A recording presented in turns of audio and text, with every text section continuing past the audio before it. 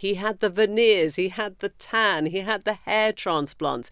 He always refuted that he'd paid for prostitutes because he didn't like the idea of money changing hand, but he never denied that he'd actually slept with them. He was the one who told David Cameron that he needed to get himself a mistress to make meetings in Brussels less boring. He was the one who told Obama that he liked his tan. And I remember thinking at the time, just looking across at Italy, and it was in the Blair years. Blair and Berlusconi were weirdly quite close.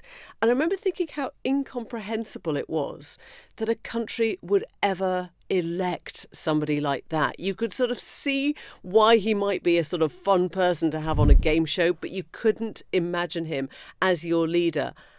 And then look, clearly, Italy was just ahead of the fashion. They were ahead of us because he set down a pathway for the people like Donald Trump, who were fearless in rejecting any kind of criticism of their way of life, and Boris Johnson, who actually enacted so many of the Berlusconi traits in his own way, that fearlessness with the electorate and a real connection with the electorate that meant he could pretty much get away with anything. It is interesting that this man who made his money in construction and in media, who owned AC Milan, Italy's most popular football club, was brought down not through any of the scandals or the zillion court cases or the multiple felonies, but because of the economy, because of the way that Italy at one point looked as if it would follow Greece in the Eurozone crisis.